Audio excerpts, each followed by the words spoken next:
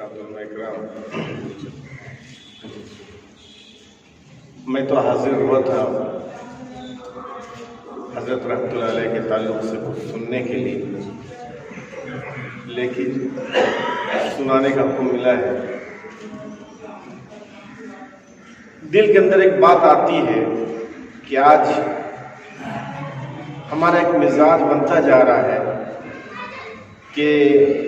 جب کوئی شخصیت ہمارے درمیان سے اٹھ جاتی ہے تب اس کی قدر ہم کرتے ہیں، جبکہ ایک زندہ قوم کی علامت یہ ہونی چاہیے کہ جو شخصیتیں ہمارے درمیان جب تک ہیں ہم ان سے فائدہ اٹھائیں۔ ایسی شخصیتیں اتنی آسانی سے پیدا نہیں ہوتی، اور خاص طور پر اس قحط الرجال کے دور میں، جبکہ ہر طرف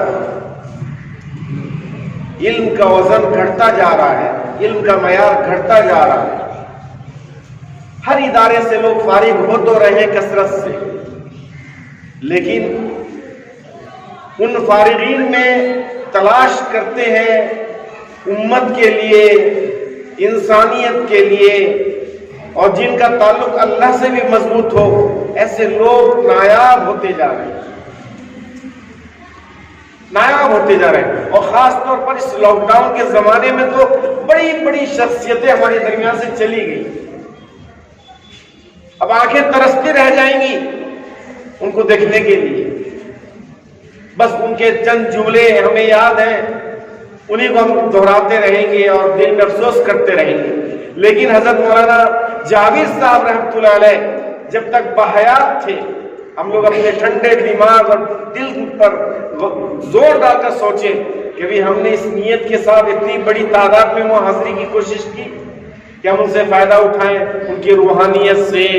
ان کے اندرونی کیفیات سے، ان کے علم سے، ان کے ظاہر سے، ان کے باطن سے۔ ہم آپ کے سامنے کھڑے ہو کر بیان تو کر رہے ہیں، لباس بہت شاندار ہے، لیکن ہمارے اندر کا کتنا کالا پن ہے، اگر وہ ظاہر ہو جائے تو آپ لوگ کوئی سنیں گے نہیں۔ لیکن وہ ایسی شخصیت جن کا ظاہر تو بہت معمولی تھا، لیکن اندرون اس کیفیت کا ہم اندازہ نہیں لگا سکتے، جن کے دل کے اندر آپ ان کی مجلس میں بیٹھ جائیں اور کان اگر حاضر ہے تو بس دل سے آواز نکلتی ہوگی کہ اللہ اللہ اللہ کا ذکر۔ بارہا ہم نے سنا ہے ان کی مجلسوں میں کہ ایک زبان تو خاموش ہے لیکن ایک کان سنے ہیں آواز اللہ کی، یہ دل کی کیفیت تھی،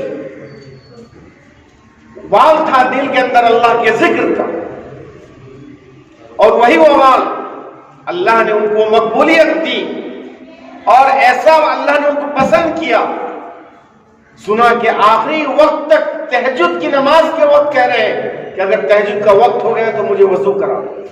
تیمم کرا دو، مجھے تہجد کی نماز پڑھنی ہے۔ اور ہم ان کی بات آپ کے سامنے بیان کریں جن کی فجر کی نماز ہم سے قضا ہو جاتی ہے، صحیح بات ہے۔ ایک ہم علماء،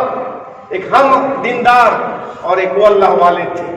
جن کی تہجد کی نماز میں نہیں چھوٹتی تھی۔ عشاء کا وابن کی بات تو بہت دور کی، تہجد کی نماز نہ نہیں ہوتی تھی۔ وہ اللہ والے آج ہمارے درمیان سے چلے گئے، اور علم کے باب میں، علم کے میدان میں واقعی ایسا علم والا انسان کہاں ملے گا؟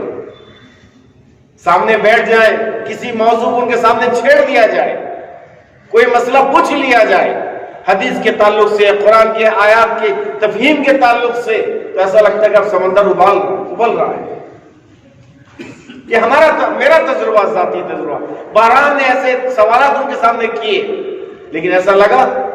ہم تو یہ سوچ رہے تھے کہ پرانے عالم ہیں، اب شاید علم کا استحضار نہ ہو، لیکن اللہ دماغ دنگ رہ جاتا تھا ان کی بات کو سن کر۔ وہ نکات اور وہ حوالے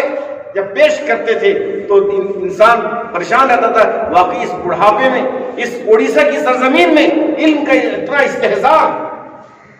علم کی پختگی، علم کی گہرائی، اور اس کے ساتھ ساتھ عمل کا جو تسلسل تھا، ان دونوں چیزوں نے ایسا ان کے اندر، ایسی جامعیت ان کے اندر اللہ نے پیدا کر دی تھی کہ علم کے میدان میں بھی وہ باکمال تھے اور عمل کے میدان میں بھی باکمال تھے، قابل تقلید شخصیت۔ ایسی شخصیتیں اب ہمارے درمیان سے اٹھتی جا رہی ہیں۔ اب آنکھیں ترستی ہیں حضرت مولانا سید سراج الساجدین صاحب رحمۃ اللہ علیہ کو دیکھنے کی، حضرت مولانا اسماعیل صاحب رحمۃ اللہ علیہ کو دیکھنے کی۔ اب حضرت مولانا جابر صاحب بھی ہمارے درمیان سے چلے گئے۔ انسانیت کے لیے امت کا درد ان کے دل کے اندر کتنا تھا کہ اڑیسہ کے چپے چپے میں کا سفر، رات کا سفر، دن کا سفر، جہاں کا بلاوا آ گیا وہاں حاضر ہو جانا، کوئی عذر نہیں، کوئی پریشانی نہیں، اور امت کے لیے ہر وقت امت کے لیے، امت کے غم میں رونا، امت کے غم میں تڑپنا۔ ایسے لوگ کہاں پیدا ہوتے ہیں؟ ہم تو مفاد پرست ہیں، جہاں ہمیں فائدہ ملے گا ہم وہیں جائیں گے، جہاں ہماری عزت کی جائے گی ہم وہیں حاضر ہوں گے، جہاں ہمیں ہدیہ ہدایہ ملے گا ہم وہیں حاضر ہوں گے۔ لیکن یہ شخصیتیں جو ہمارے درمیان سے چلی گئی، ان چیزوں کی فکر نہیں تھی، فکر تھی امت کے اندر دین کیسے آ جائے، امت اپنے صحیح راستے پر کیسے آ جائے، امت کا ایمان کیسے محفوظ ہو جائے، امت اپنے صحیح ڈگر پر کیسے لگ جائے، یہ غم تھا۔ اور یہی غم آخر دم تک رہا، آخر دم تک رہا۔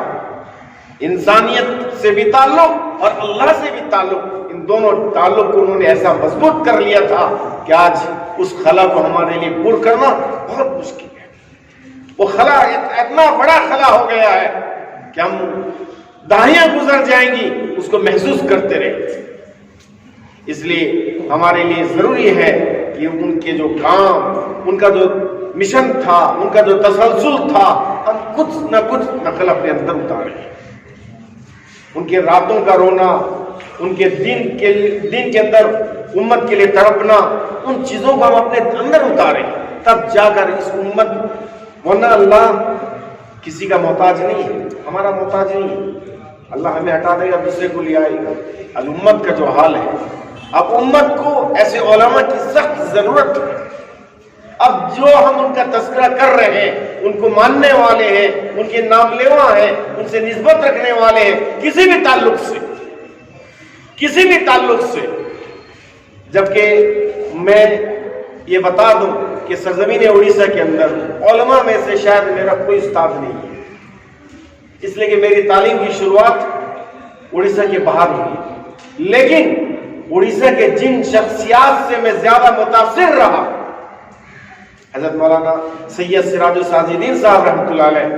اور حضرت مولانا محمد جابر صاحب رحمۃ اللہ علیہ، حضرت مولانا سید محمد منظور رحمۃ اللہ علیہ، یہ وہ شخصیاتیں ہیں جن کی صحبتوں میں بیٹھ کر ہم نے بہت کچھ پایا ہے، جو ہم نے 12-15 سال درجوں میں نہیں پایا، ان کے چند لمحوں کے اور چند منٹوں کے صحبت میں ہم نے پایا۔